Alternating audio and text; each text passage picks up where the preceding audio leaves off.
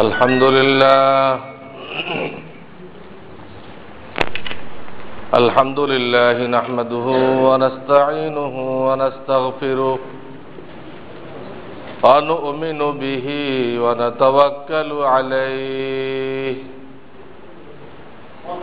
ونعوذ بالله من شرور أنفسنا ومن سيئات أعمالنا من يهده الله فلا مضل له ومن يضلل فلا هادي له ونشهد أن لا إله إلا الله وحده لا شريك له ونشهد أن سيدنا ومولانا محمدا عبده ورسوله صلى الله تعالى عليه وعلى آله وأصحابه وبارك وسلم أما بعد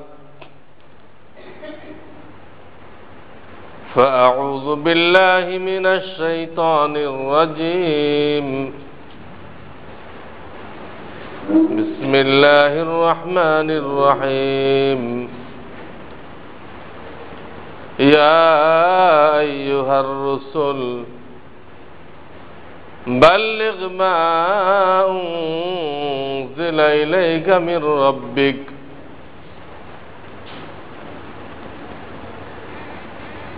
وقال رسول الله صلى الله عليه وسلم في خطبة حجة الوداع ليبلغ الشاهد الغائب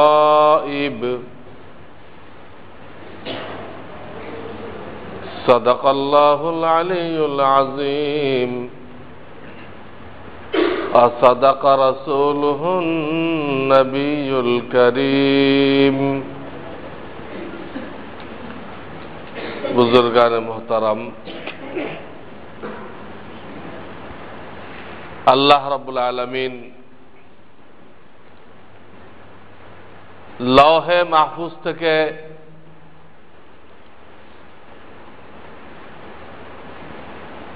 নির্ভেজাল ইলম সহি ইলম আম্বিয়া ইকরাম আলাইহিমুস সালাতু ওয়াস সালাম দের উপরে নাজিল করেছেন এবং তাদের মাধ্যমে লাওহে মাহফুজের ওই ইলম মানুষের মধ্যে প্রচারিত হয়েছে, বিস্তার লাভ করছে।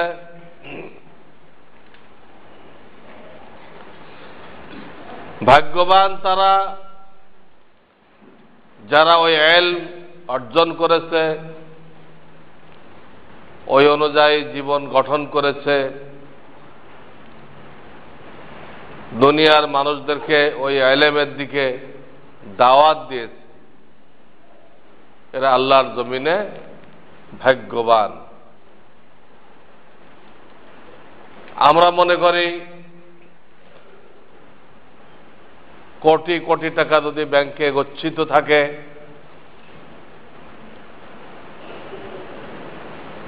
এক কোটি টাকা বা আরো বেশি টাকার গাড়ি যদি হাঁকাইতে পারে, আর আজকে ইংল্যান্ড, কালকে আমেরিকা এইরকম ট্যুর করতে পারে, তো এই লোকটা কামিয়াব হয়ে গেছে। এগুলো আজকে দুনিয়াদারদের ধারণা। তো আল্লাহ তো বলেছেন ওয়ালা ইয়াগুররান্নাকা তাকাল্লুবুল লাযিনা কাফারু ফিল বিলাদ, ওয়ালা ইয়াগুররান্নাকা তাকাল্লুবুল লাযিনা কাফারু ফিল বিলাদ। আমার নাফরমানরা তো সারা দুনিয়ায় চক্কর লাগাইতেছে, আজকে ওই দেশে, কালকে ওই দেশে, প্লেন আবার প্লেন হাঁকাইতেছে। এইগুলো যেন তোমাদেরকে ধোকায় না ফেলে। কোরআনের আয়াত, এই জিনিসগুলো যেন তোমাদেরকে ধোকায় না ফেলে যে এই লোক কত বড় কামিয়াব হয়ে গেছে, কত বড় আন্তর্জাতিক ব্যক্তিত্ব হয়ে গেছে, আন্তর্জাতিক খ্যাতিসম্পন্ন ব্যক্তিত্ব হয়ে গেছে। আল্লাহ ধোকা খাইতে নিষেধ করেছে, এর মধ্যে কোনো কামিয়াবি নেই। এরকম ঘুরে বেড়াইতে পারলে যে কামিয়াবি হতো, তো বাজ পাখি আর চিল আর শকুন এরা আল্লাহর জমিনে সবচেয়ে কামিয়াব হয়ে যেত। এর মধ্যে কোনো কামিয়াবি নেই, কোনো কামিয়াবি নেই। আল্লাহ তাআলা এই ধরনের জাহেরি কিছু চাকচিক্য টিপটপ নাফরমানদেরকে দিবেন, এইটা দেখে মুসলমানদের হায় হতাশ করার কোনো দরকার নেই।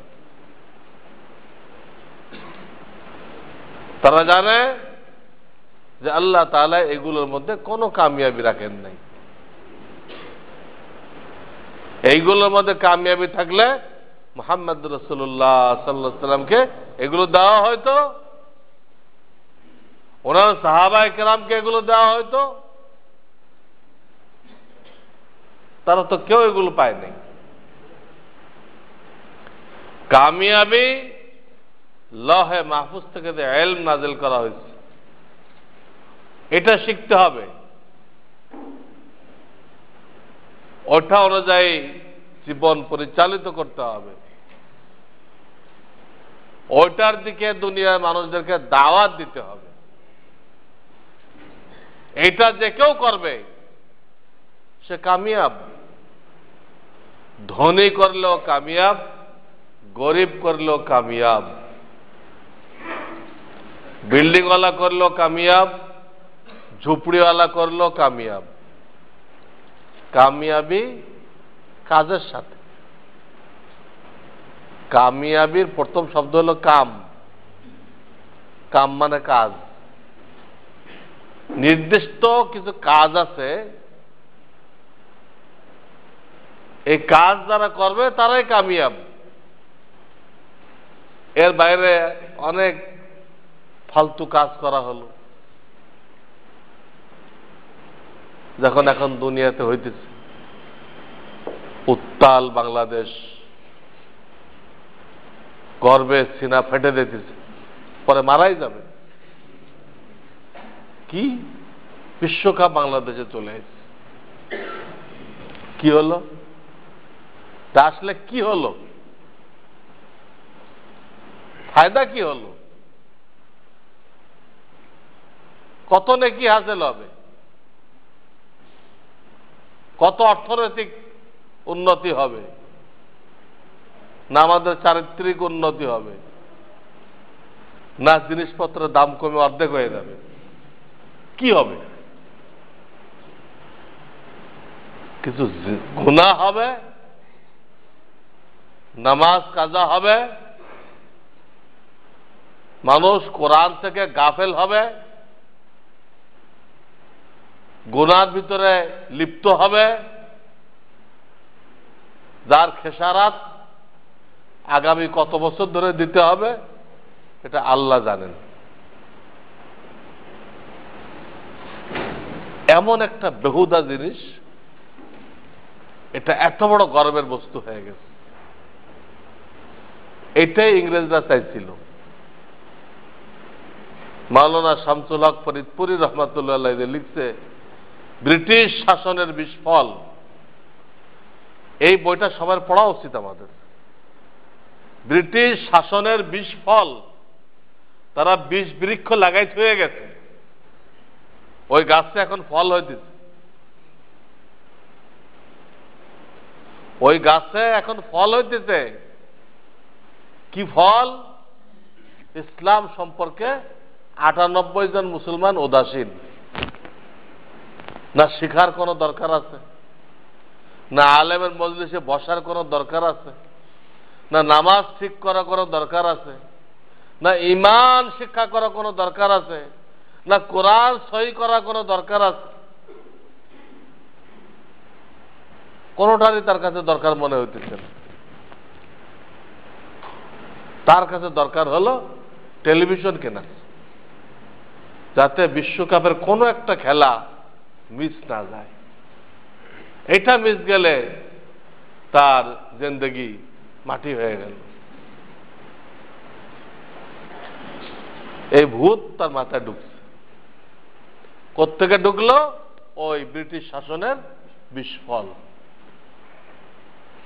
ব্রিটিশরা তাদের শাসন আমলে শিক্ষার নামে এমন একটা অশিক্ষা, কুশিক্ষা, কুখাদ্য আমাদেরকে দিয়ে গেছে, যার থেকে আমরা আর বেরোতে পারি নাই, আর কিয়ামত তক পারবো কিনা আল্লাহ জানে। বলে গেছে এটা হলো শিক্ষা, তা আমরা বিশ্বাস করছি এটাই শিক্ষা। সেই শিক্ষা শিখতে যে আমাদের দিন ধর্ম সব বরবাদ, দিন ধর্ম সব বরবাদ। ওখান থেকে রসুলের গোলাম পয়দা হয় নাই, ওখান থেকে ইংরেজদের গোলাম পয়দা হয়েছে। ওখান থেকে রসুলের ভাবধারার লোক তৈরি হয় নাই, ওখান থেকে আল্লাহ দুশ্মনের ভাবধারার লোক তৈরি হয়েছে। ওইখান থেকে চরিত্রবান যুবক যুবতী তৈরি হয় নাই, ওখান থেকে বেহায়া, নির্লজ্জ, চরিত্রহীন, মাদকাসক্ত, হাইজাকার, ডাকাত পয়দা হয়েছে। কয়েকদিন আগে দেখলাম কক্সবাজারে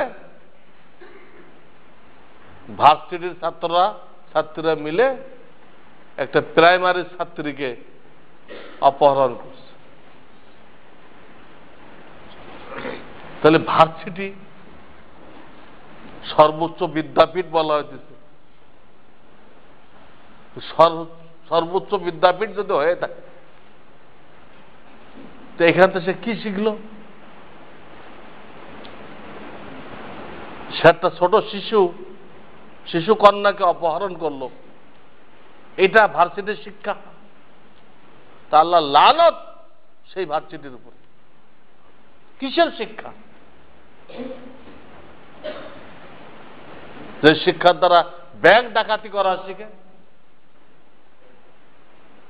নারী ধর্ষণ শিখে, অপহরণ শিখে, মদ খাওয়া শিখে, ছিনতাই করা শিখে। শিক্ষা হলো কিভাবে? সর্বোচ্চ মাস্তানের কেন্দ্র বলা হয়, তো ঠিক আছে, শিক্ষা কিভাবে বলা যাবে? শিক্ষা ওটাকে বলে যার দ্বারা মানুষ তৈরি হয়, চরিত্রবান মানুষ তৈরি হয়, যে কাউকে ক্ষতি করে না, সে মানুষকে কল্যাণ করে, উপকার করে,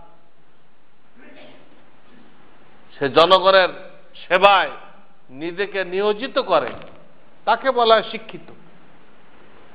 ব্রিটিশ তাদের শিক্ষা দিয়ে গেছে, এটা যত বেশি শিখে তত বেশি সে নাস্তিক মুরতাদ হয়। তবু আল্লাহর মেহরবানি, সেশন জট কি বলে, এ হয়ে টয়ে একটু কম নাস্তিক হইতে, আরো বেশি করে হোক। পাশ করতে যেন 40 বছর লাগে, দোয়া করেন পাশ করতে যেন 40 বছর পার হয়ে যায়। আর কবে মাস্তানি করবে? এটা আল্লাহর রহমত। সবাই অত পরীক্ষা দিতে পারে না। এগুলো সব অখাদ্য কুখাদ্য। কি তৈরি হইতে? আপনি একটা চরিত্রবান যুবক দেখাইতে পারবেন? চরিত্রবান মেয়ে দেখাইতে পারবেন এখানে পড়ে? আর বাপ মারা এরকম উদাসীন, এই অবিবাহিত ছেলে মেয়ের হাতে দিয়ে রাখছে মোবাইল, সারা রাত জাগে এই নষ্টামি করছে, বাপ মার কোনো খবর নেই। এমন উদাসীন, এমন গাফেল, মনে হয় যে তারাও চায়, ভাব এরকম যে তারাও চায় এইগুলি করুক। নাউযুবিল্লাহ মিন যালিক। কালকে আমার প্রোগ্রাম ছিল সিরাজগঞ্জ। আমি টাঙ্গাইল এক মসজিদে জোহরের নামাজ পড়লাম। ওই মসজিদের সাথে একটা স্কুল এবং মাঠ। সেখানে মেয়েদেরকে দিয়ে বিভিন্ন নাচ গান, কিসের পড়ালেখা, স্কুলগুলো এখন নাচ গানের কেন্দ্র হয়ে গেছে। নাচ গান, প্রেম প্রীতির কেন্দ্র হয়েছে স্কুল। দৌড়াইতেছে, বানর যেরকম দৌড়ায়, একজন বাঁশি দিচ্ছে সব ধরে, আর এক বাঁশি দিচ্ছে, গোল করে চেয়ার রাখছে, সব বসে দিতেছে। যে দৌড়াইতেছে এটা সব বেকার আর জায়েল হয়ে যাবে। এটা আরবি শব্দ, আলেমরা বুঝবে। এরকম দৌড়ানো মহিলাদের জন্য নিষেধ, বেকারাত নষ্ট হয়ে যায়।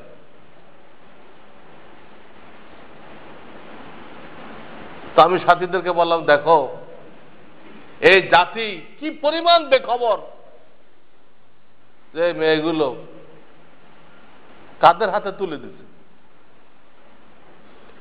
মেয়েগুলোকে, জাতির মেয়েগুলোকে কাদের হাতে তুলে দেওয়া হয়েছে। মাস্টারগুলো হিন্দু না মুসলমান, না এটা কোনো এনজিও করাইতেছে আমি জানি না, কাদের হাতে তুলে দেওয়া হয়েছে। এরা এদেরকে যেভাবে চাইতেছে সেইভাবে না চাইতেছে, যেভাবে চাইতেছে সেইভাবে ব্যবহার করতেছে। আর আমাদের মেয়েরাও খুশি, এইভাবে নাচছে গে, এইগুলো করে তারাও খুশি, বাপমাও খুশি। কি এটা মগের মূল্য? কে অধিকার দিল এই সমস্ত মাস্টারদেরকে, মুসলমানদের মেয়েদেরকে এইভাবে ব্যবহার করার অধিকার কে দিচ্ছে? যা ইচ্ছা তাই করবে, যা ইচ্ছা সাইনবোর্ড লাগাই দিচ্ছে। তাতে মনে হয় এই দেশের কোনো অভিভাবক নেই, কোনো অভিভাবক নেই। কেউ দাবি করতে যে আমরা সরকারে আছি। কিসের সরকার আছো তোমরা? যার যা মনে চায় লাগাই দিচ্ছে, কোনো আইন নেই, কোনো বালাই নেই, কোনো দেখাশোনার কেউ নেই। সাইনবোর্ড লাগাইছে, আপন শক্তিতে জ্বলে উঠুন, একটা সাইনবোর্ড। কি জ্বলে উঠবে হয়তো অনেকে ব্যাখ্যা বুঝতে পারবে না। হ্যাঁ, এক বুড়া মহিলারা সাইকেলের কাঁধে উঠাই দিচ্ছে, ওই মহিলা সাইকেল চালাইতে, এটা নাকি আপন শক্তিতে জ্বলে উঠছে। তো গাধা, ইন্টারন্যাশনাল গাধা আর কাকে বলে? শরিয়াতে অ্যালাউ করে? যেখানে তাদের নামাজের সেজদা করতে বলা হয়েছে জড়ো সড়ো হয়ে, রুকুতে পুরুষের সমান ঝুঁকতে মানা করা হয়েছে, তাদের সতরের হেফাজত করার জন্য মহিলারা পুরুষের সমান ঝুঁকবে না। সেখানে এই 40 বছরের এক বুড়ি সাইকেল হাঁকাইতেছে, এটা আপন শক্তিতে জ্বলে উঠলো কেমনে? পুরা দেশটাই কি পাগলের দেশ? এটা এর কি দেখাশোনার কেউ নেই? এই সমস্ত নালায়কদেরকে কে ক্ষমতা দিতে বলছে? কম বক্তের দল। পুরো জাতিকে ধ্বংস করা হয়েছে, জাতির চরিত্রকে ধ্বংস করা হয়েছে। যুবক যুবতী শেষ, একদিকে নেশা আর একদিকে এই অবস্থা। একদম ওই পোকা যেরকম একটা খাম্বাকে খতম করে দেয়, দেখবেন খাম্বা দাঁড়ায় আছে, ভিতরে কিছুই নেই। আজকে সরকার, আমি কোনো খাস সরকারকে বলতেছি না, সব সরকারকে বলতেছি, সব সরকারকে বলতেছি, সবগুলো ইহুদিদের পক্ষে কাজ করতেছে। তারা এমন এমন শিক্ষানীতি, এমন এমন আইন করতেছে, ইহুদিদের টাকায় চালিত এনজিও গুলোকে এমন এমন পাওয়ার দিচ্ছে, সুযোগ সুবিধা দিচ্ছে, পুরো জাতিকে ধ্বংস করতেছে, আর তারা চুপচাপ তামাশা দেখতেছে। এটাই ব্রিটিশ শাসনের বিস্ফল। ব্রিটিশ শাসনের বিস্ফল এটা, যে সব আজে বাজে কাজ, এটাকে বিরাট গুরুত্ব দেওয়া হবে, আর যারা আসল কাজ, আল্লাহকে চিনো, আল্লাহর দিন মানো, আল্লাহর দিনের প্রচার করো, ওটার কোনো গুরুত্ব নেই, কোনো গুরুত্ব নেই। বরং সেটাকে বলতেছে এরা হলো জঙ্গিবাদ, জঙ্গি তৈরি করে কিভাবে বন্ধ করা যায় তার স্কিম তৈরি করতেছে। ফাইজলামি বেহুদাগিরি যত আছে ওটা খুব ভালো কাজ সরকারের নজরে, আর যারা আল্লাহওয়ালা এরা হলো সব তাদের নজরে, এরা হলো সব সমাজের নিকৃষ্ট লোক। নাউযুবিল্লাহি মিন যালিক। এই টাইপের লোকেরা এখন দেশ শাসন করতেছে। তা হাদিস আছে, সাদাল কাবিলাতা ফাসিকু, একটা হাদিসে কিয়ামতের 15টা আলামত বলা হয়েছে। সাদাল কাবিলাতা ফাসিকুহুম, প্রত্যেক গোত্রের যারা, প্রত্যেক এলাকার যারা নেতৃত্ব দিবে সে ওই এলাকার বড় ফাসিক হবে। প্রত্যেক এলাকায় যারা এমপি হবে, এলাকার নেতৃত্ব দিবে, বড় ফাসিক হবে। ওয়াকানা যাইমাল কওমে আরজুলুহুম, আর গোটা কওমের যে নেতৃত্ব দিবে সে গোটা কওমের মধ্যে সবচেয়ে নিকৃষ্ট ব্যক্তি, সবচেয়ে নিকৃষ্ট ব্যক্তি যে বদ্দিন খোদাদ্রোহী, সে হলো পুরো দেশের নেতৃত্ব দিবে। হাদিস। ওয়াকানা যাইমাল কওমে আরজুলুহুম, আরজুল কাকে বলে? যার থেকে নিকৃষ্ট কোনো মানুষ নেই তাকে বলা। এই অবস্থা, এই অবস্থায় আমাদেরকে টিকে থাকতে হলে ওই গোড়ায় ফিরে যেতে হবে। ইমাম মালিক রাহমাতুল্লাহ বলছেন, মুসলমানদের টিকে থাকার উন্নতির একটাই রাস্তা, সাহাবায়ে কেরাম যে লাইনে তারা পুরা দুনিয়ার উপরে সম্মান অর্জন করেছিলেন, পুরা দুনিয়া তাদের সামনে পদানত হয়েছিল, কিয়ামত পর্যন্ত মুসলমানদের উন্নতির একটাই রাস্তা, দ্বিতীয় কোন রাস্তায় যায় তারা উন্নতি লাভ করতে পারবে না। দ্বিতীয় কোন রাস্তায় তাদের উন্নতি নেই। কাফেররা, আল্লাহর দুশমনরা যেভাবে দুনিয়ার উন্নতি করতেছে, মুসলমান যদি ওইটা অনুসরণ করে তো মুসলমান ধ্বংস হবে, মুসলমান ধ্বংস হবে। কাফেরের উন্নতির লাইন ভিন্ন, মুসলমানের উন্নতির লাইন ভিন্ন। মাওলানা আব্দুল গফফার নামে এক বক্তা ছিল, রহমাতুল্লাহ আলাইহি, মারা গেছে। উনি বলতেন, কুয়ায় এক লোক পড়ে গেছে, এর ওঠানোর বুদ্ধি ভিন্ন, আর তাল গাছে উঠে নামতে পারতেছে না, ওর নামানোর বুদ্ধি ভিন্ন। ওই যে দুটোকে একই বুদ্ধি ব্যবহার করা হয়। কুয়ায় পড়ে গেছিল, ওরা রশি নামাই দিছে, এটা কোমরে বাঁধো, কোমরে বাঁধছে, 6টা নিয়ে তুলছে, তুমি সারা জান বেঁচে গেছে। আর তাল গাছে উঠে নামতে পারে না, এটা কি হবে? তো এলাকার সবচেয়ে জ্ঞানী যে, ওকে বলে তো বুঝাক কার, তোর কাছে গেছে, হুজুর আমাদের এই অবস্থা। বলে এটা কোনো ব্যাপার, কোনো ব্যাপার না। এই কয়েকদিন আগে কুয়ায় পড়ছিল, আমি তো উঠাই দিলাম, তো চলো তা বাসার আগার ভিতরে, হ্যাঁ, দড়ি বাঁধতে ওর কাছে পৌঁছাই দাও, ওর কোমরে বাঁধতে পারো, বান্ধার পর তোমরা এক টান দাও, দেখবা নিচে চলে। তাই বুঝাক কাটে বুদ্ধি শুনে, ওই এলাকায় এর থেকে বুদ্ধিমান আর কেউ নেই। সবচেয়ে বুদ্ধিমান এই লোকটা, বুঝবুঝাক্কা, সবাই ওর কাছে বুদ্ধি নিয়ে চলে। তো ওই বুদ্ধিমতো করছে, কোমরে বাঁধছে, সবাই মিলে টান দিচ্ছে, তো নিচে তো পড়ছে ঠিক, কিন্তু জেতা তো আর নেই। আল্লাহ রহম করুক ওই মরহুম মাওলানা আব্দুল গফফার সাহেবকে। উনি বলতেন, ভুল কি হয়েছে, কুয়াতে তোলার বুদ্ধি ভিন্ন আর গাছেরতে নামানোর বুদ্ধি ভিন্ন। ওরা একই বুদ্ধি দিয়ে দুটা করতে গেছিল, ধ্বংস হয়ে গেছে। কাফেরদের উন্নতির তরিকা ভিন্ন, মুসলমানদের উন্নতির তরিকা ভিন্ন। মুসলমান কখনো জনবল দিয়ে, তোপ কামান দিয়ে, টাকা পয়সা দিয়ে কামিয়াব হয় নাই, তারা তো ইমানি শক্তি দিয়ে কামিয়াব হয়েছিল। তাদের ইমানি শক্তির কারণে আল্লাহ তাআলা আসমান থেকে ফেরেশতা নাযিল করছিলেন, কেউ তাদের সামনে টিকতে পারে না, এখনো নাযিল করবে। ওই আল্লাহ কোরআনে ওয়াদা করতেন, ওই ওয়াদা কোন নির্দিষ্ট সময়ের জন্য না, কিয়ামত পর্যন্তের জন্য। 6 সেপ্টেম্বরে যে যুদ্ধ হলো ভারতের সাথে, ইতিহাস বলে এই যুদ্ধ আল্লাহ তাআলা ফেরেশতা নাযিল করছিলেন।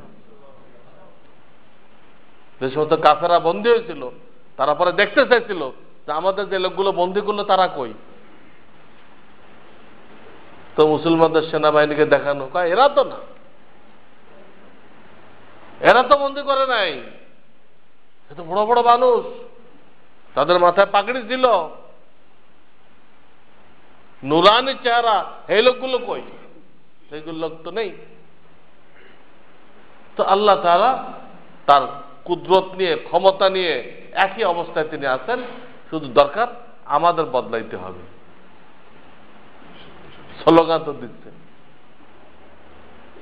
হ্যাঁ, যে অমুক টেলিকম দিন বদলে বিশ্বাস করে। ওই দিন বদল না, ওদের দিন বদল হলো আমাদের সব নাস্তিক হইতে হবে, ইহুদি হইতে হবে। এই হলো মোবাইল কোম্পানির দিন বদলের অর্থ। রাস্তাঘাটে জেনা ব্যবচার হইতে হবে, এইটা হলো তাদের দিন বদল। স্লোগান তো ঠিক, অর্থ গলত। সেই অর্থ হলো আমাদের চারিত্রিক উন্নতি করতে হবে। আমরা ইহুদি খ্রিস্টানদের অন্ধ অনুকরণ করতে করতে অনেক আগায় চলে গেছি। আজকে মুসলমানের ছেলেরা পাজামা পড়তেছে, এটা বললো মনে হয় যে ধুতি পড়ছে, হিন্দু। সে নিজেকে হিন্দুর মতো দেখাইতে গর্ববোধ করতেছে, সে যে মুসলমান সে পরিচয় দিতে শরম বোধ করে। নাউযুবিল্লাহ, সে নিজেকে এমন ভাবে উপস্থাপন করে যে সে হয় হিন্দু, না হয় ইহুদি, না হয় খ্রিস্টান। তার কাপড় চোপড় দিয়ে, তার লেবাস পোশাক দিয়ে, তার ভাবভঙ্গি দিয়ে এরকম প্রকাশ করেছে। তাতে বোঝা যায় যে এই ব্রিটিশ সিলেবাস দিয়ে তার মনের মধ্যে ইসলাম সম্পর্কে অনেক আপত্তি সৃষ্টি করা হয়েছে। ব্রিটিশ সিলেবাস দিয়ে মুসলমান ছেলেদেরকে ইসলামের ব্যাপারে সন্দিহান করা হয়েছে। তোমার ইসলামে এই ভুল, তোমার ইসলামে এই অসঙ্গতি, তোমার ইসলামে মহিলাদের ব্যাপারে জুলুম করা হয়েছে, তোমার ইসলামে এটা ঠিক করে নাই, এই করে করে বহু কিছু তার মাথার মধ্যে ঢুকানো হয়েছে। এই জন্য এখন সে মুসলমান বলে পরিচয় দিতে শরম বোধ করে।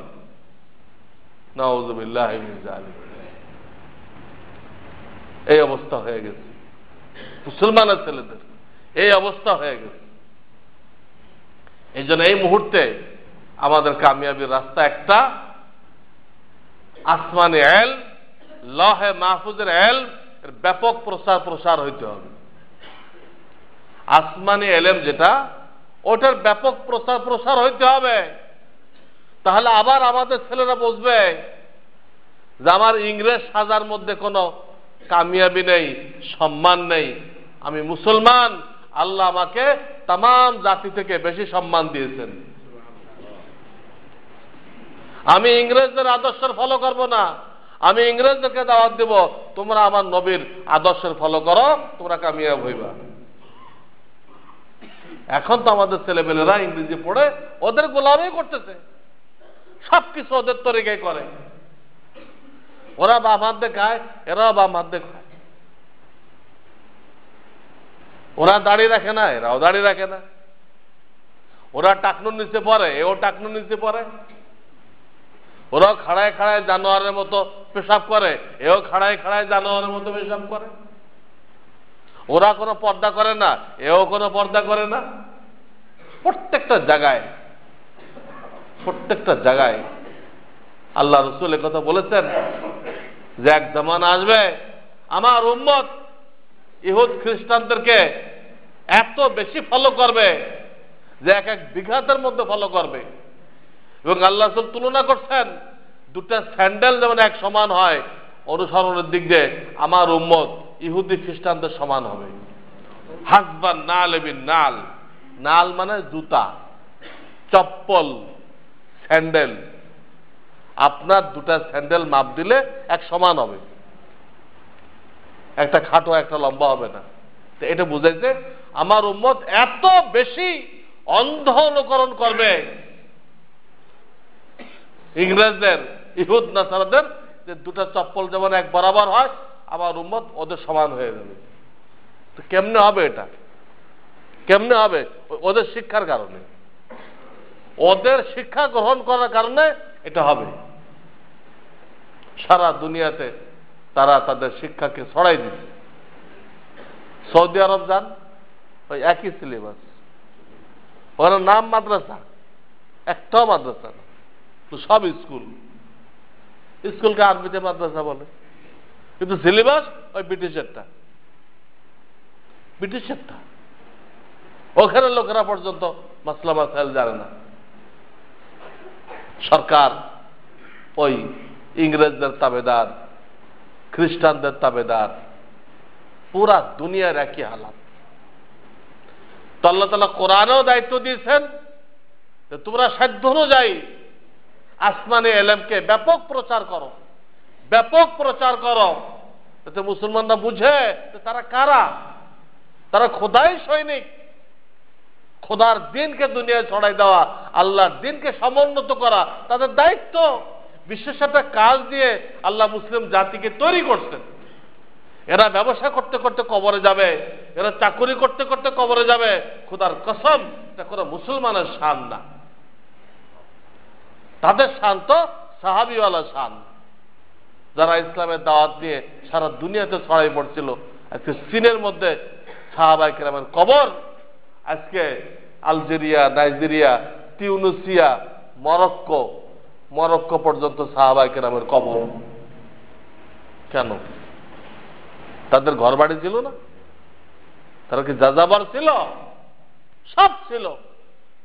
কিন্তু বিদায় হজে আল্লাহ রাসূল একটা কথা বারবার বলেছিলেন, লিউবাল্লিগিশ শাহিদুল গায়ব। ওখানে যতখানে খুতবা দিচ্ছেন, আরাফায় খুতবা দিচ্ছেন, মিনায় খুতবা দিচ্ছেন, মক্কায় খুতবা দিচ্ছেন, বিদায় হজে যে কয় জায়গায় খুতবা দিচ্ছেন, অন্য কোনো বয়ান পার্থক্য হয়েছে, কিন্তু এই কথাটা পার্থক্য হয় নাই। এই কথাটা সব খুতবায় আছে। লিউবাল্লিগিশ শাহিদুল গায়ব। শাহেদ মানে উপস্থিত, গায়েব মানে অনুপস্থিত। তোমরা যারা আমার দরবারে উপস্থিত আছো, আমার কথাগুলো শুনলা, কোটি কোটি মানুষ তারা আমার সামনে উপস্থিত নেই, দুনিয়ার বিভিন্ন প্রান্তে ছড়াই ছিটায় আছে। আমার এই কথাগুলো তোমরা যথাসাধ্য তাদের কাছে পৌঁছাই দিও। এই কথাটা কত তাকিদ দিচ্ছেন। প্রায় 1,30,000 সাহাবী ছিলেন। কোন হাদিসে নেই যে ওখান থেকে ওলামাদেরকে বাছনি করে এই কথাটা বলছিলেন, এই কথা নেই। ওলামাদেরকে বাছনি করে এই কথাটা বলছিলেন এর কথা নেই। সকলকে বলতেন, ওলামা হোক ওলামা না হোক, সকলকে বলতেন। তিনি এতটা তাকিদ দিচ্ছেন দিনের কথা পৌঁছানোর উপরে যে আমার একটা কথা জানো, একটা, সিরিফ একটা, তো ওইটা আল্লাহর বান্দাদের কাছে পৌঁছাও। বাল্লিগু আন্নি ওয়ালাউ আয়া। ওয়ালাউ আয়া মানে একটা বাক্য। একটা বাক্য জানো তুমি আমার মুহাম্মদ রাসূলুল্লাহ, ওটা মানুষের কাছে পৌঁছাও। হাজারো মানুষ ওই এক বাক্য দিয়ে হেদায়েত পেয়ে দিতে পারে। আল্লাহ রসুল সারা জীবন এইভাবে করে গেছেন। ওনার দুনিয়ার আলোচনা করতেন না। হ্যাঁ, তারাও বাজার করছে, কেনাকাটা করছে, কিন্তু আমাদের তো 24 ঘন্টা দুনিয়া, 24 ঘন্টা দুনিয়া, এটা তারা করে নাই। বাজার যখন করতে গেছে তো বাজার করছে, বাকি টাইম দিন শিখছে, দিন শিখাইছে। কিন্তু আমাদের দিন শিখানো কোনো টাইম বরাদ্দ করা নেই, দাওয়াত দেওয়ারও কোনো টাইম বরাদ্দ করা নেই। আমাদের যে দৈনন্দিন কর্মসূচি আছে এটা খোলেন, আপনি আমি কতটুকু সময় বরাদ্দ করছি এই টাইমটা দিন শিখবো। কোন হুজুর পাইলে তার কাছে যাই শিখবো, কোন হুজুর না পাইলে আল্লাহ আল্লাহদের কিতাব পড়বো। ওই টাইমটা ওই কাজে লাগাইতে হবে। আমি আধা ঘন্টা রাখলাম, 1 ঘন্টা রাখলাম, কোন হুজুর পাইলে তার কাছে শিখবো, হুজুর না পাইলে মাওলানা আশরাফ আলী থানভীর কিতাব আছে, মাওলানা আবরারুল হক সাহেবের কিতাব আছে, অন্যান্য হাক্কানি ওলামাদের কিতাব আছে। এর জন্য আমি আমার রুটিনের মধ্যে আধা ঘন্টা, 1 ঘন্টা, 15 মিনিট বরাদ্দ করলাম। এটা আছে আমাদের রুটিনের মধ্যে। এবং এইটুক টাইম বরাদ্দ করলাম অন্য ভাইদের সাথে মিশবো, তাদের কাছে দিন সম্পর্কে আলোচনা করব, ফালতু কোনো কথা নেই। এটা কামিয়াবির রাস্তা। আল্লাহ রসুল করে গেছেন, সাহাবায়ে কেরাম করে গেছেন, তাবিন করে গেছেন। এখনো যারা আল্লাহওয়ালা তারা এটা করতেছে, নিজেরা শেখে, এটা শেখার জন্য সময় বের করে, আল্লাহর জন্য, আল্লাহর দ্বীনের জন্য সময় বের করে। ইয়া ইবনে আদম তাফাররাগ লিইবাদাতি, আমার দ্বীনের জন্য সময় বের করো। এটা আমরা করি না। আমাদের রুটিনে দিন শিক্ষা করার জন্য কোনো টাইম বরাদ্দ নেই। যার রেজাল্ট কি হয়েছে, একটা মুসলমানকে ঈমান সম্পর্কে জিজ্ঞেস করলে হতভম্ব হয়ে দাঁড়িয়ে থাকবে, বলে ভাই ঈমান কি জিনিস? আপনি তো ঈমানদার দাবিদার, আপনি তো দাবি করতেছেন আপনি একজন ঈমানদার, বলেন ঈমান কাকে বলা হবে? কুফরি কালাম কোনটা? 2-4টে উদাহরণ দেন যাতে ঈমান নষ্ট হয়ে যায়। শিরকি কালাম কোনটা যেটা ঈমান নষ্ট হয়ে যায়? বলতে পারবে? এত পিছনে আমরা। ইবাদত সম্পর্কে আসেন, মসজিদ ঢোকার 5টা সুন্নত, বের হওয়ার 5টা সুন্নত। কয়জন মুসলমান বলতে পারবে? আমার লেখা নবীজির সুন্নতে সব কথা আমি লিখে দিচ্ছি, কিন্তু যেহেতু আমরা বরাদ্দ করে নাই, তা মুখস্থ করার জন্য তো সময় বরাদ্দ করতে হবে। 5 বার মসজিদে আসতেছে, কিন্তু 5টা সুন্নত অ্যাড করতে পারে নাই। খানার সুন্নত করতে পারে না, ঘুমানোর সুন্নত করতে পারে না, টয়লেটে যাওয়ার সুন্নত করতে পারে না, বাজারে যাওয়ার সুন্নত করতে পারে না, উজুর সুন্নত করতে পারে না, নামাজের সুন্নত করতে পারে না, বিবাহ শাদীর সুন্নত করতে পারে না, কাফন দাফনের সুন্নত করতে পারে না। ডিগ্রি আনছি আমরা ইহুদি নাসারাদের কাছ থেকে, বিরাট বিরাট ডিগ্রি নিয়ে আসছি, আসল ডিগ্রি নেই। দৈনন্দিন যে কাজগুলো লাগে এর তরিকা জানা নাই, আন্দাদন, যার যেমন বুঝে আসে সে হাঁকাইছে ওইভাবে। তা নবীজির তরিকার সাথে মিলল কিনা? আমি সব লিখে দিছি। নবীজির সুন্নত, 10-12 টাকা দাম। এই 10 টাকা 12 টাকা খরচ করে একটা কিতাব কিনে নিজের আমলটা কি মিলাই দেখা যায় না? আমার খাওয়াটা রসুলের তরিকা হইতেছে কিনা, আমার ঘুমানোটা রসুলের তরিকা হইতেছে কিনা, আমার উযুটা রসুলের তরিকা হইতেছে কিনা, আমার নামাজ রসুলের তরিকা হইতেছে কিনা। কঠিন কি? বাংলায় লিখে দেওয়া হয়েছে। এই হলো ইবাদত বন্দেগীর হাল। হালাল রিজিক তো জানেই না মানুষটা। ব্যবসার মধ্যে যে মসলা আছে, চাকুরির মধ্যে মসলা আছে, জমিনের মধ্যে মসলা আছে, এই মাসলা মাসাইলগুলো খবরই নেই। বেহেশতি জ্বর খোলেন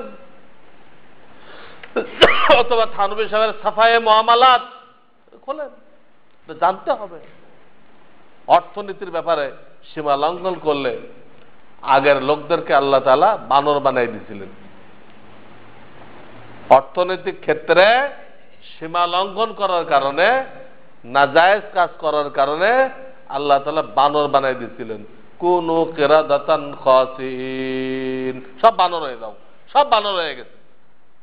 3 দিন কাঁদছে, কান্দে কান্দে সবগুলো মরে গেছে। মানুষ হয় না, আর বানর অবস্থায় মরে গেছে।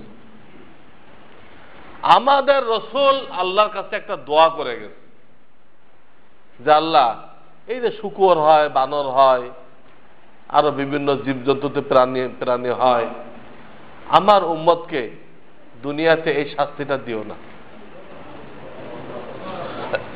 আমাদের নবীজি দোয়া করে দিয়ে গেছেন। এই দোয়ার কারণে অর্থনৈতিক সীমা লঙ্ঘন করার পরেও আমরা বানর হইতেছি না। কিন্তু হাসরের ময়দানে, হাসরের জন্য কিন্তু এই দোয়া করেন নাই তিনি, দুনিয়ার জন্য করছেন। দুনিয়াতে শাস্তিরা দিও না, আমার ইজ্জতের খাতিরে আমার উম্মতকে বানর বানাই দিও না, শূকর বানাই দিও না।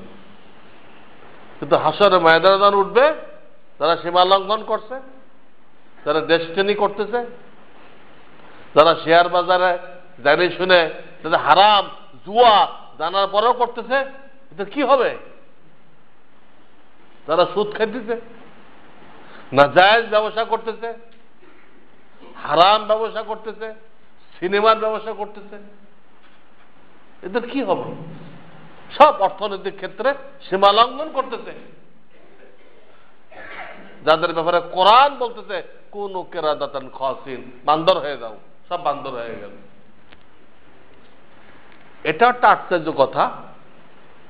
অনেক শিক্ষিত লোক এটা মানতে চায় না। কয়েকটা কি কিচ্ছা কাহিনী না, সত্যিই হয়েছিল।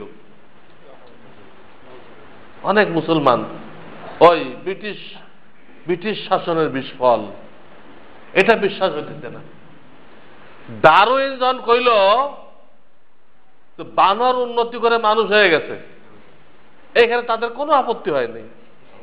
একদম ভুয়া কথা, এটা নির্জলা মিথ্যা কথা। যেহেতু ডারউইন কইছে, একটা শয়তানে কইছে, শয়তানটা বিশ্বাস হয়েছে যে বানর উন্নতি করে মানুষ হয়েছে। আর আল্লাহ যে কইল মানুষ অবনতি করে বানর হয়ে গেছে, এটা তার মানতে কষ্ট হইতেছে। মানুষ আর বানর হয় কেমনে?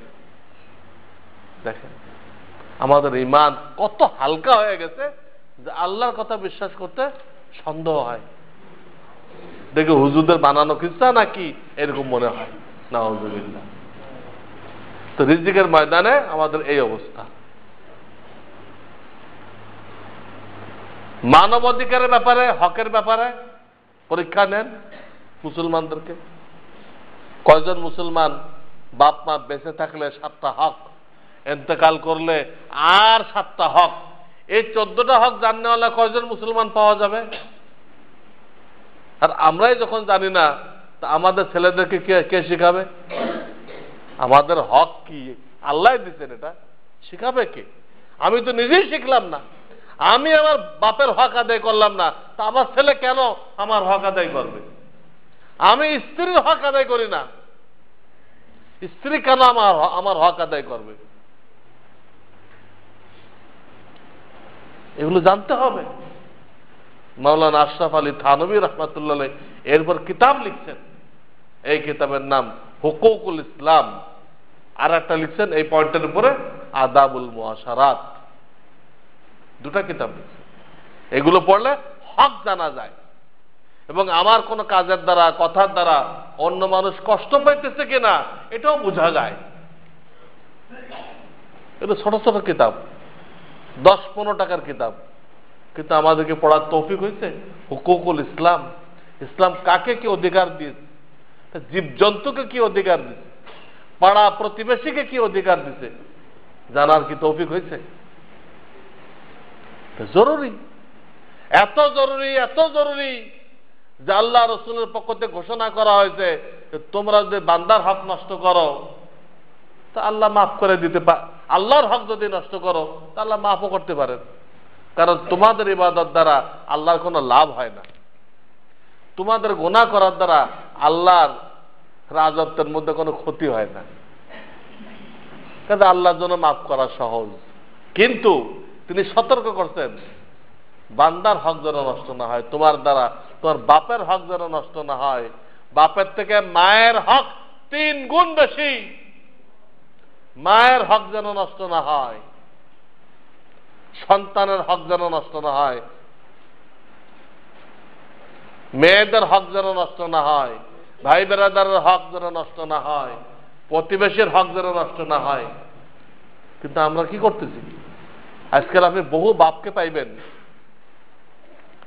যে নিজের মেয়েকে কিভাবে মাহরুম করা যায় এর জন্য সে প্ল্যান বের করতেছে অ্যাডভোকেট থেকে। অ্যাডভোকেটকে ফিস দিয়ে সে পদ্ধতি জানতেছে যে আমার সম্পত্তি আমার মেয়ে যাতে না পায় এর জন্য কি কি আইন আছে। আপনারা জানেন না জানেন, আমি জানি। আমার কাছে সমাজের সমস্ত স্তরের লোক আসে, আমার ফতোয়া বিভাগে ফতোয়া নেওয়ার জন্য, বিভিন্ন মাসলা জানার জন্য সর্বস্তরের লোক আসে। আমার সমাজের লোকদের অবস্থা জানা হয়ে যায়, সমাজের লোকদের অবস্থা জানা হয়ে যায় আমার ওই ফতোয়া জিজ্ঞাসা করার দরুন। এমন ছেলে আমার কাছে আসছে তার বাপ কোনোদিনও যাকাত দেয় নাই। কেন? ছেলের জন্য একটু বেশি সম্পদ রেখে যাওয়ার জন্য কোনোদিনও যাকাত দেয়নি। ছেলে আমার কাছে আসছে, ছেলে তবলিগওয়ালাদের সাথে মিশে বুঝতে পারছে আমার বাপ মহা অন্যায় করে গেছে, এই সম্পদ আমরা টিকাইতে পারবো না, হারাম পয়সা টিকবে না। কাজে আমাদেরও বাঁচতে হবে, বাপকেও বাঁচাইতে হবে। বাপকে বাঁচানোর জন্য আমার কাছে হুজুর এখন বলেন কি করতে হবে, কি ফতোয়া? আমি তাকে রাস্তা বলে দিচ্ছি। তো এইভাবে সমাজের সকল চিত্র আমার কাছে চলে আসে। আমাদের মেয়েদের কি অবস্থা আপনারা তো সুধারণা নিয়ে বসে আছেন, কিন্তু ফতোয়া বিভাগে বসার কারণে এসব ঘটনা আমার কাছে আসছে। শুনলে হার্ট ফেল করবেন, বিশ্বাসও করবেন না যে আমার মেয়ে তো এটা করতে পারে না, আপনার মেয়ে ওটা করতেছে। আপনি তার হাতে তলোয়ার তুলে দিচ্ছেন, ডাকাতের হাতে তলোয়ার তুলে দেওয়ার যে অবস্থা, মেয়েদের হাতে মোবাইল তুলে দেওয়ার একই কথা। এগুলো করে সহশিক্ষার মধ্যে উঠাই দিয়ে আপনি মজাদার স্বপ্নের মধ্যে বিভোর হয়ে আছে আমার মেয়ে ফেরেশতা। কিন্তু সব চরিত্র তো আমার কাছে চলে আসতেছে ফতোয়া জানার জন্য।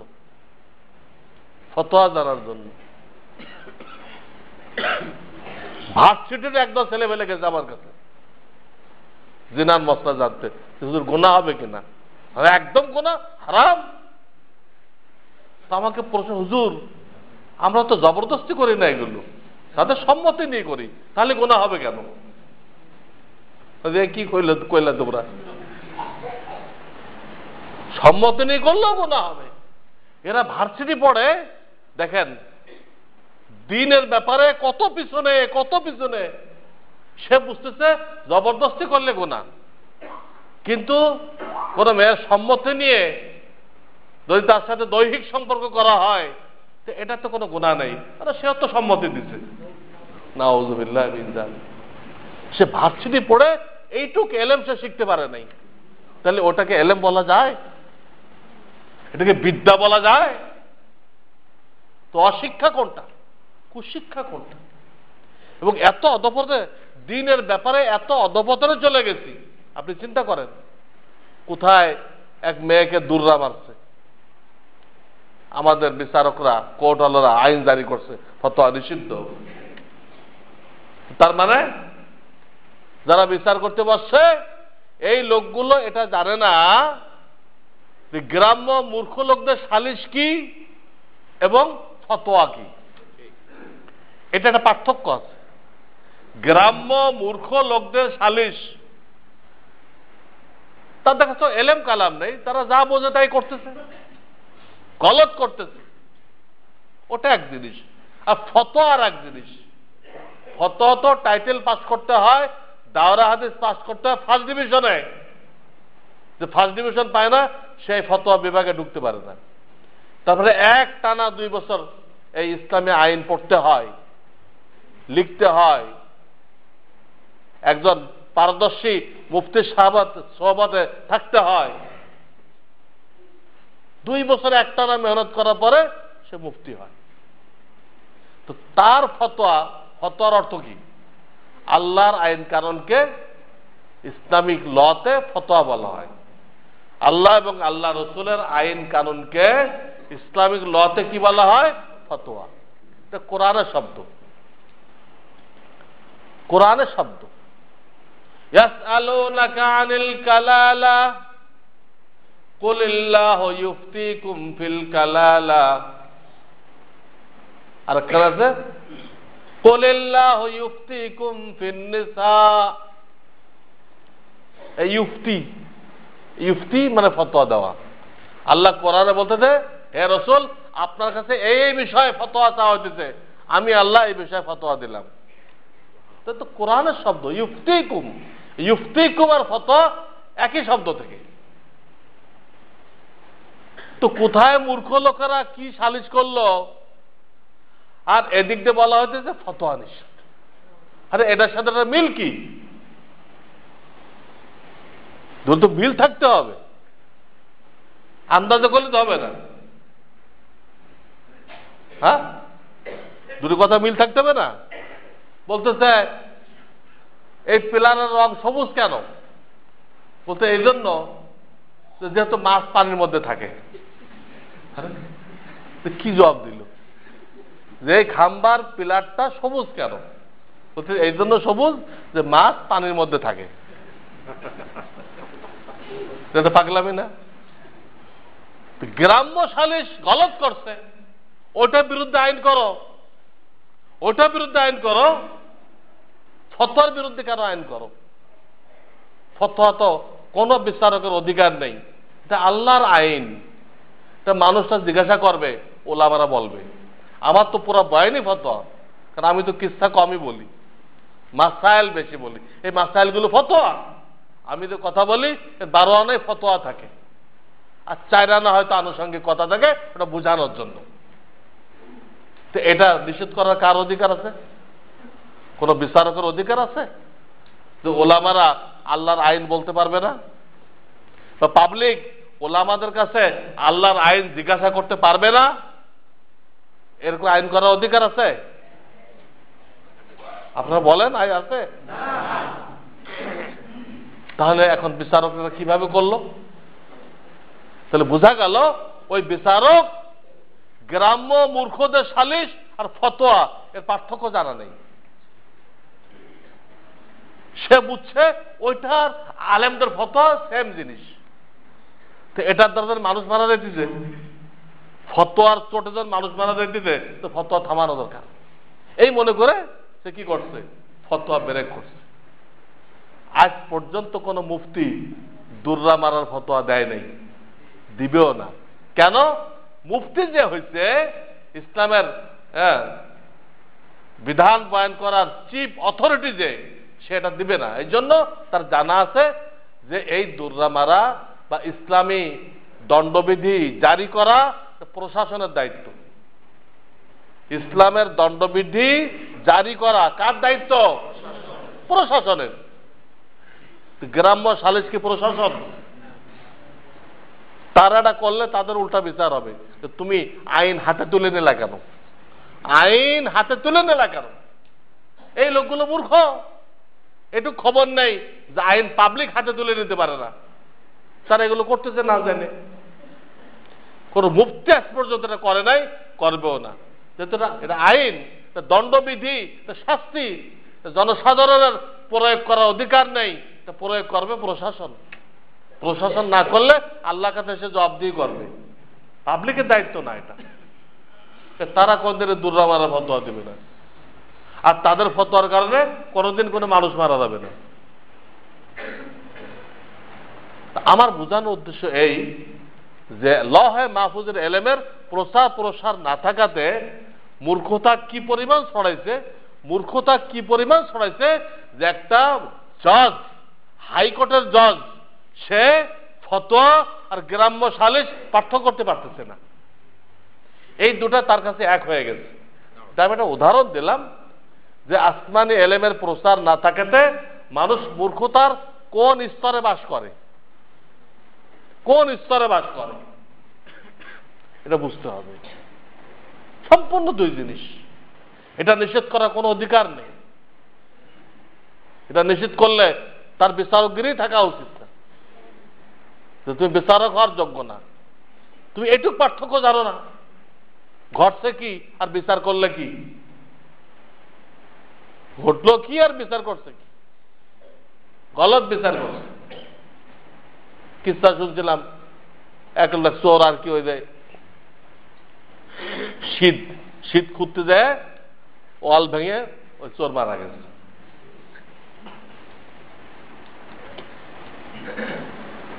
এখন বিচার হবে এটার,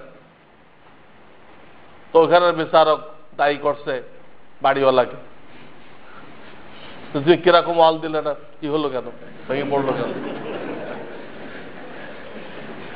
বলে স্যার আমার তো দোষ না, এটা রাজমিস্ত্রি করছিল।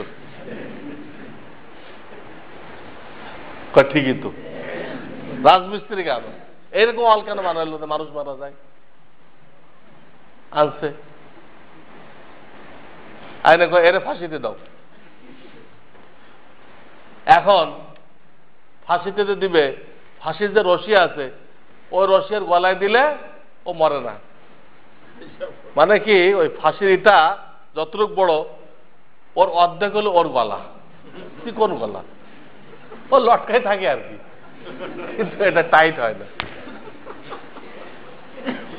তো বাচ্চা মহা বিপদে পড়ছে, সেটা কি করা যায়?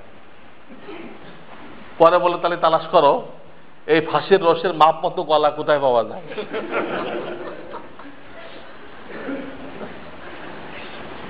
এক মোটা দাদা লোক লয়েছে, ওরে মানা করছিল ওর গুরু যে এই দেশে থাকা ঠিক না, যে দেশের তেল আর ঘি একদম, এ দেশে থাকা ঠিক না।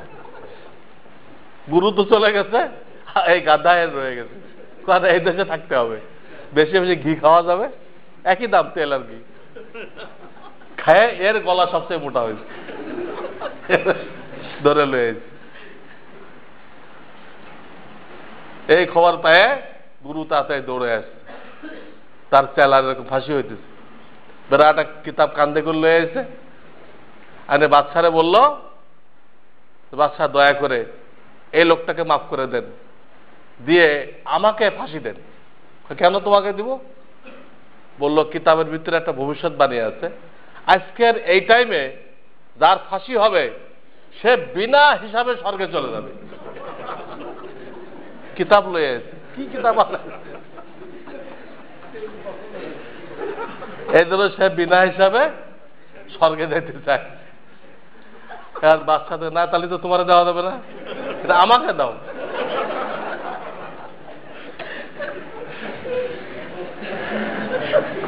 এই যদি বিচারকের অবস্থা হয়, নাউযুবিল্লাহি মিন যালিক, কোথায় চোর মারা গেল, এটা আল্লাহ শুকরিয়া আদায় করার দরকার ছিল। আমাদের বিচার করার আগে আল্লাহ বিচার করে দিছে, সেইখানে সে ফাঁসি গড়াইতে গড়াইতে কোথায়। আল্লাহ হেফাজত করুক।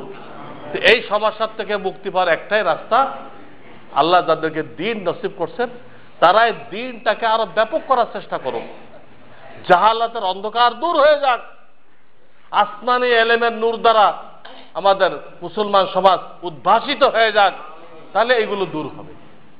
এগুলো মিটিং মিছিল করে দূর করা যাবে না, কাজ করতে হবে। আল্লাহ তাআলা আমাদেরকে এই দ্বীনের প্রচার প্রসারের জন্য কুরবানি পেশ করার তৌফিক দান করেন। ওয়া আখিরু দাওয়ানা আলহামদুলিল্লাহি রাব্বিল আলামিন।